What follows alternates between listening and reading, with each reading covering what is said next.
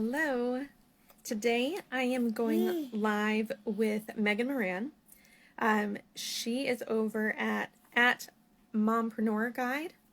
I have to double check that, but she will be on here, so you'll see her handle.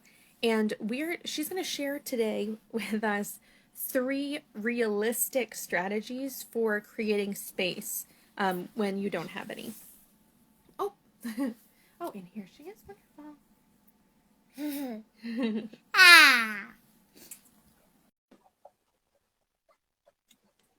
Getting connected. Hey there. Hey, how are you? Doing well, and yourself?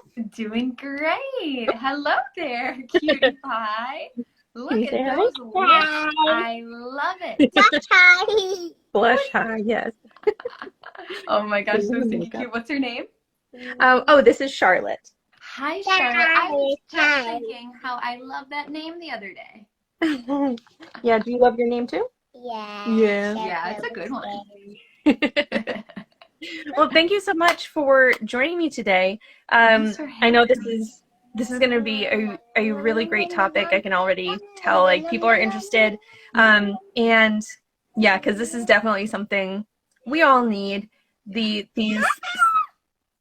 These realistic strategies to create space. Yeah. I know, I'm sorry. So I would love to learn a little bit more about you.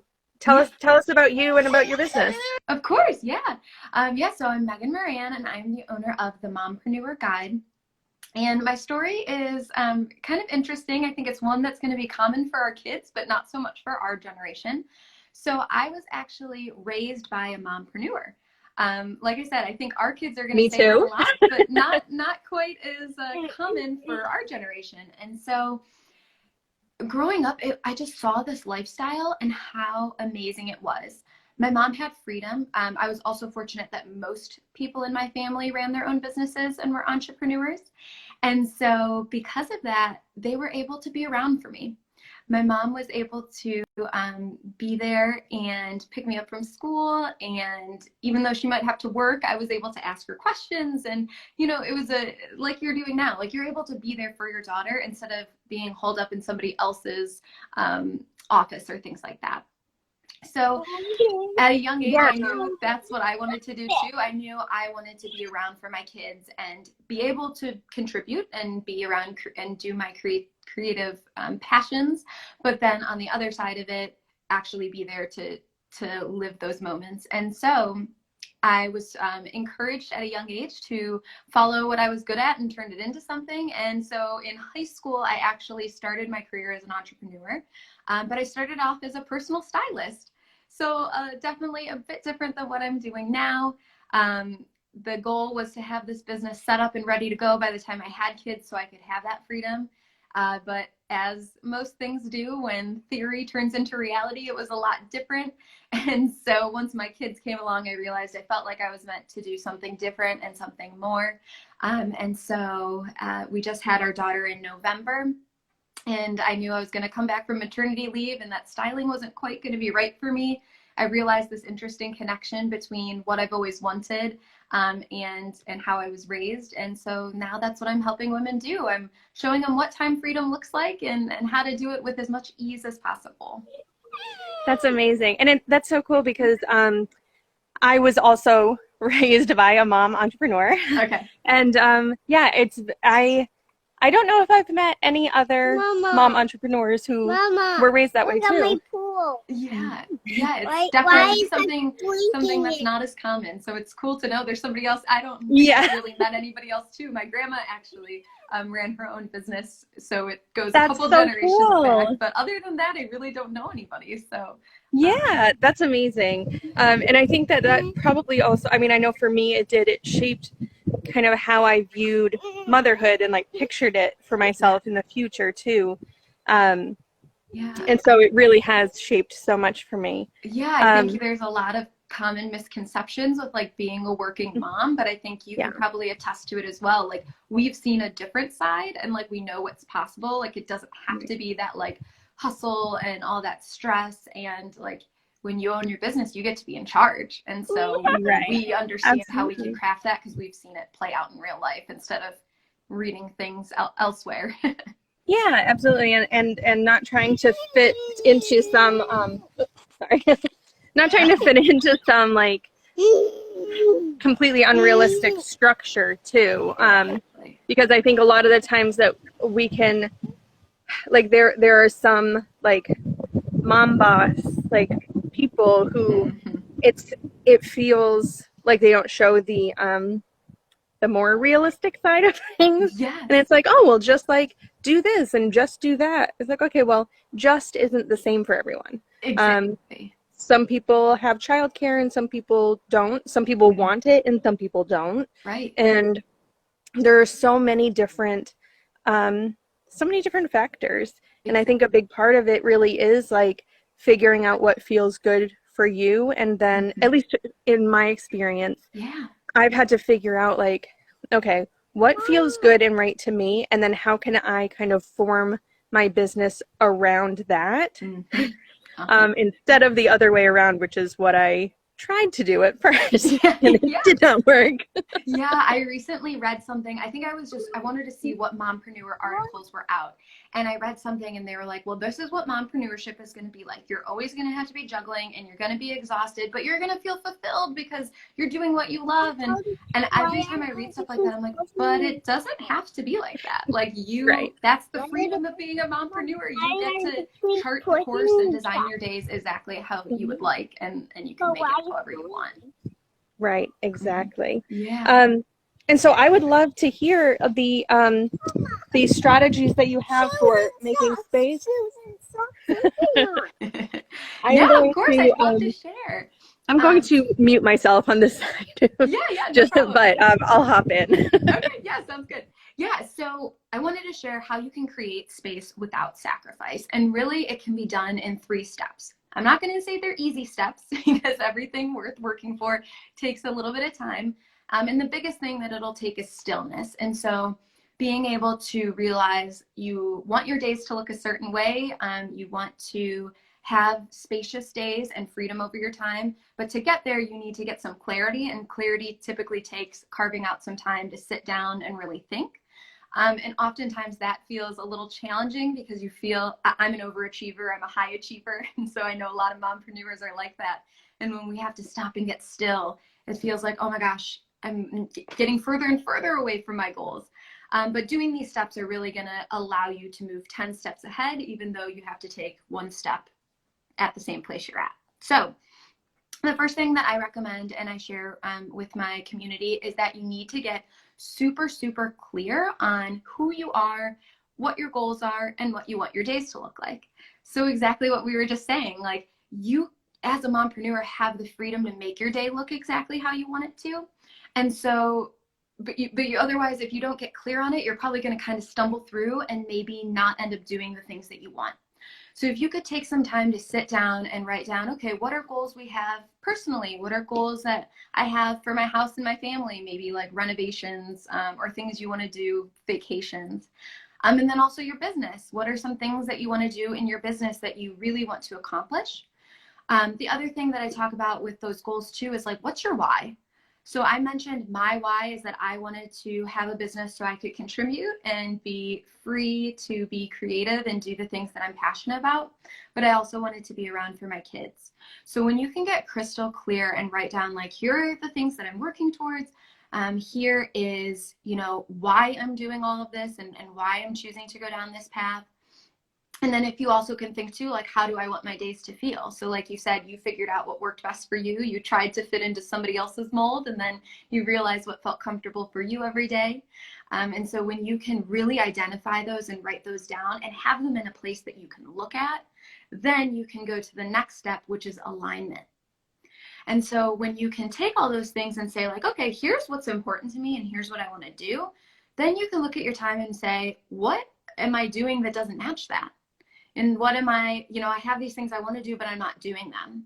So I like to call it the keep, cut, and add. So you can look at what are your goals, what's your why, what do you want your days to feel like, and what do you need to add into your schedule? What are you already doing that matches that you can keep? and what are some things that you're doing that don't match that you can cut out. And doing just those first 2 steps will get you super clear and get you aligned, and it's going to free up a ton of your time. I have found when I have done this personally, and I had to go through this process after we just had our second and our final child, because like I said, my theory and my reality weren't matching up. And now I get to live my days without the overwhelm and feeling like I have to keep up with the Joneses and do all the things, because I know what to say yes to and what to say no to with certainty, because I'm very clear on what I want out of life. So it's really about designing and kind of curating your lifestyle the way you want it to be, and having the confidence and support and knowing that it's possible to do it how you want. The third step that I recommend for having these spacious days and doing it without sacrifice is something I like to call rhythms. So I believe in scheduling intuitively and then also living intentionally. And so where I see a difference between rhythms and routines is routines to me feel very limited and confined and structured. Like every morning I have to wake up and do XYZ in this order, and if I don't, then my world is going to end. But not every day. Like every day you might not feel like doing something like that. Rhythms, instead, I have come up with a bank for your personal life, which is really what to do with your me time. Your home life, so the basic things that need to get done in your house, from hanging out with your family to chores.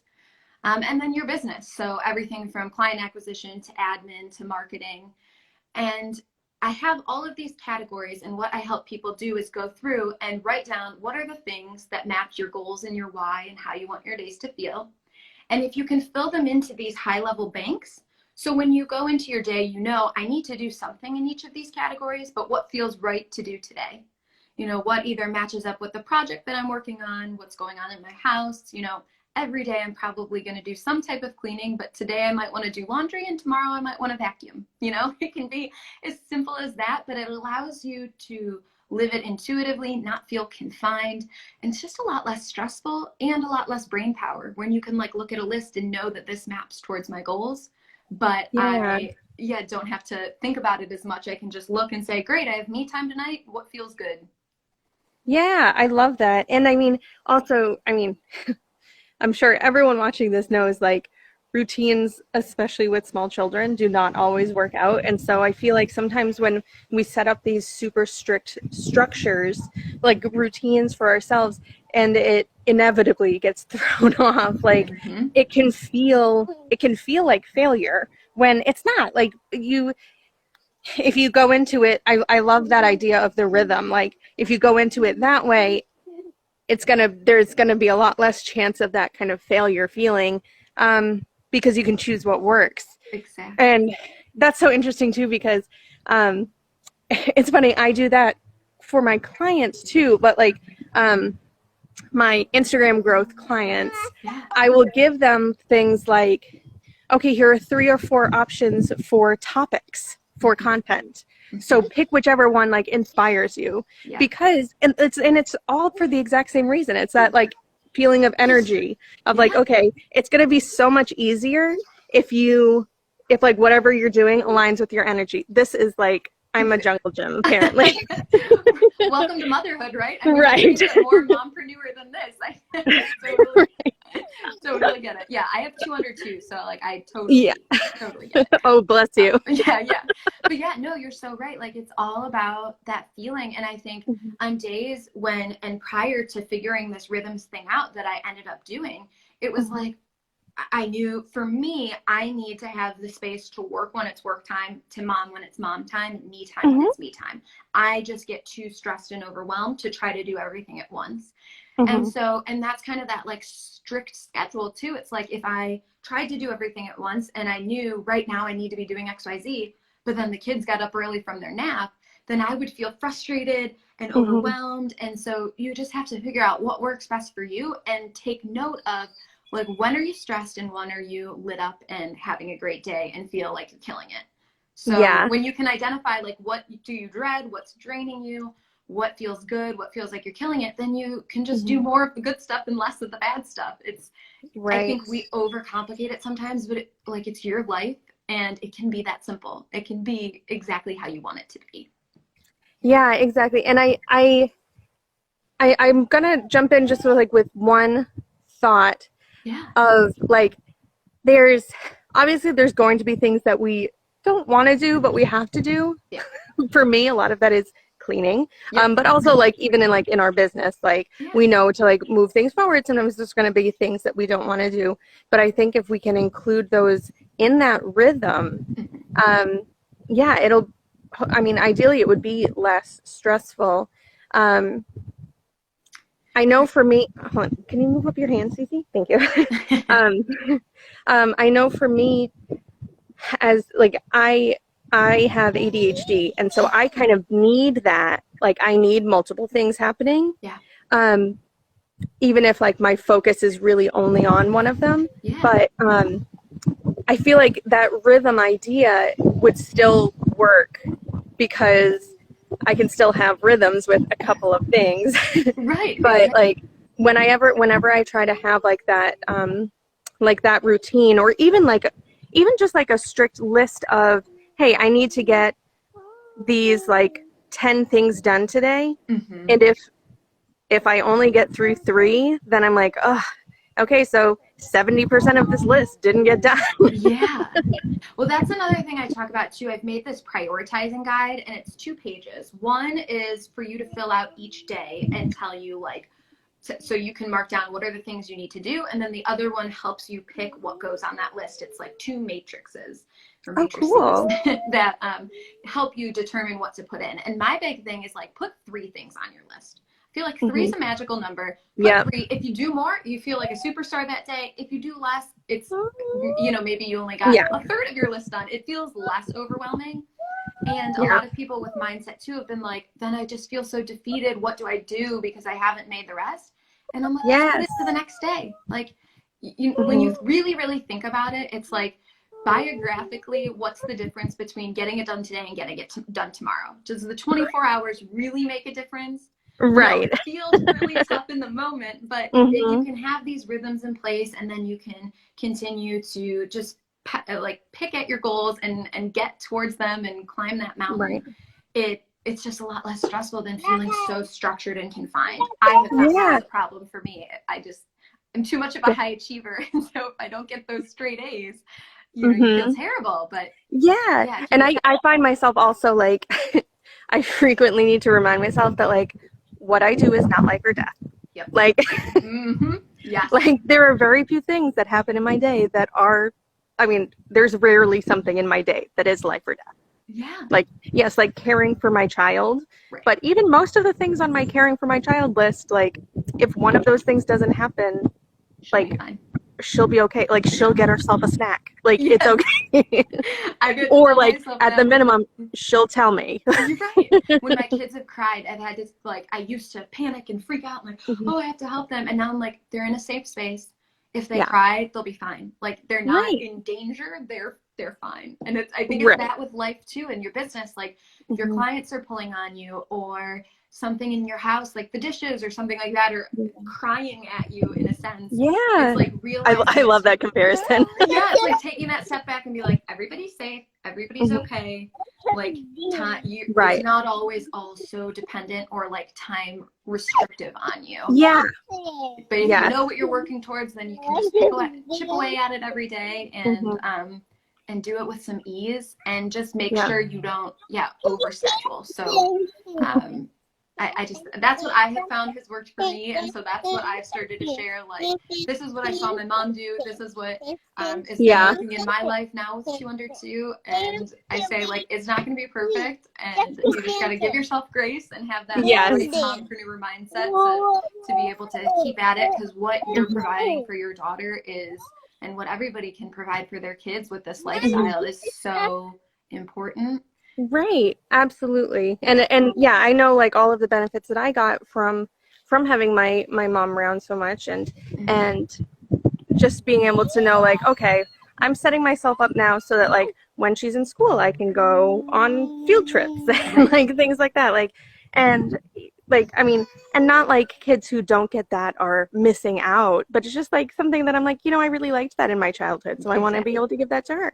Exactly. Yeah. It's really that prioritizing, knowing your goals and knowing what works for you. And I'm the same way. Right. Like that is super, super important to me. So that's why I wanted to create my business around it. And other people, it might be more important. Some of the work that they're doing might take precedence. It's just exactly what you said at the beginning. Whatever works for you, it doesn't matter. Like no judgment. Everybody's got to do what's best for them. Exactly. Like there are so many, like our main goals for like how we parent our children, everyone's, I'm sure, look, like there are people who like their goals are going to be totally different than mine. Like maybe the point of running your business is because you want to send them to sleepaway camp because you loved your sleepaway camp. Yeah. And it's like, cool, that's awesome. Like that's a great goal. So like, and as long as you know what goal you're reaching to. Exactly. Like, yeah. I love that. I would love, where can people find the prioritizing, what you were talking about there? Yeah. That download.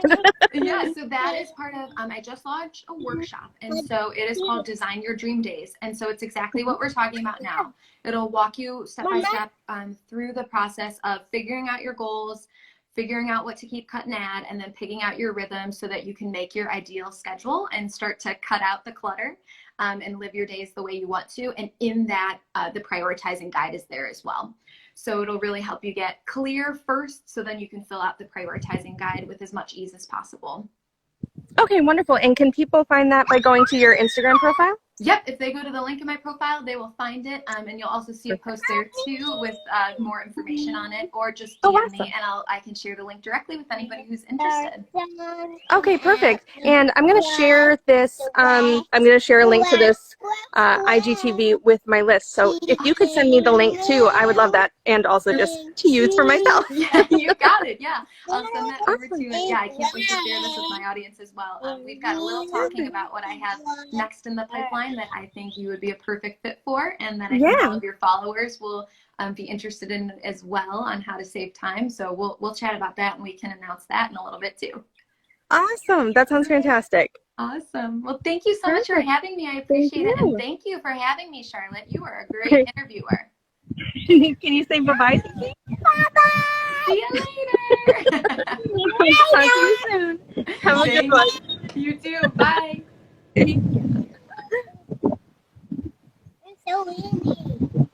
I know it's so